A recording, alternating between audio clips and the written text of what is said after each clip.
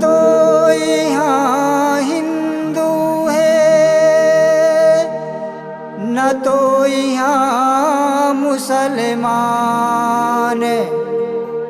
न सिख है न ईसाई है, सब भारत के संतान।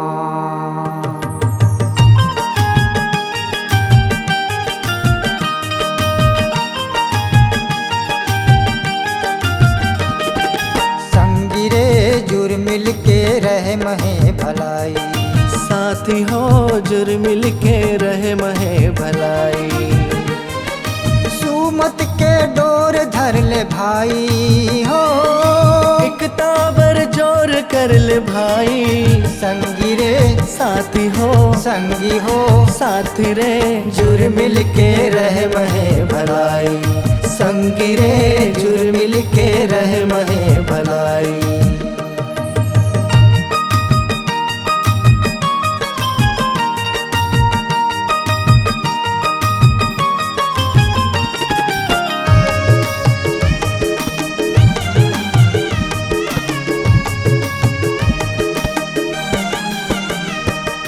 देखत हवा देश हमर कत का संकट ले गुजरत है।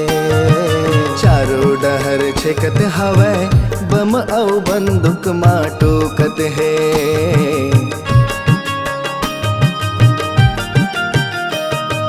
देखत हवा देश हमर कत का संकट ले गुजरत है।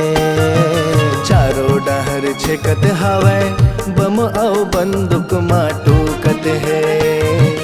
कनिहाला कस के निकल जाई हो, कनिहाला कस के निकल जाई। संगी रे साथी हो संगी हो साथी रे, जुर मिल के रहे महे भलाई।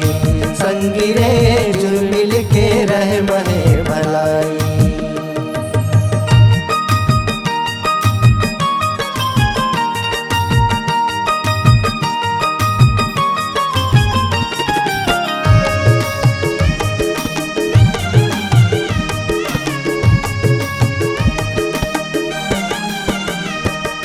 जुर मिल के रहे माँ अतक बड़े बड़े बल है।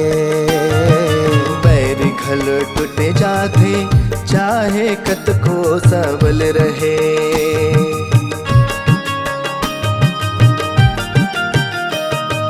जुर मिल के रहे माँ अतक बड़े बड़े बल है।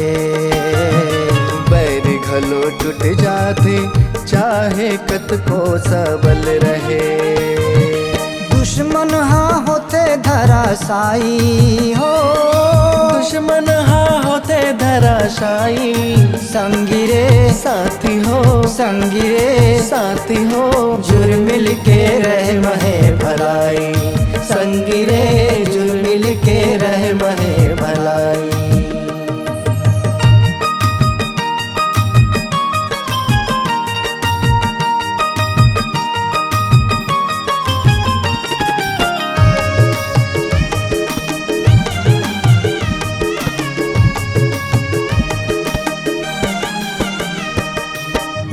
बूटी रक्षल भंडार ले मोर भारत महान है।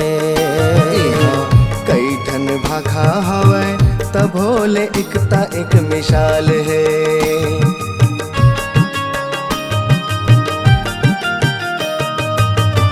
बूटी रक्षल भंडार ले मोर भारत महान है। कई ठन भाखा हवै तब भोले एकता एक मिसाल है। जेकर शक्ति के कोई न पार पाइन हो, जेकर शक्ति के कोई न पार पाए। संगी रे साथी हो संगी हो साथी रे, जुर मिल के रहे महे भलाई। साथी रे जुर मिल के रहे महे भलाई। सुमत के डोर धर ले भाई हो, एकता बर जोर कर ले भाई। संगी रे साथी हो संगी रे साथी हो, जुर मिल के रहे महे भलाई। संगी रे जुर मिल हो जुर मिल के रहे महे भलाई, जुर मिल के रहे महे भलाई, जुर मिल के रहे महे भलाई, जुर मिल के रहे महे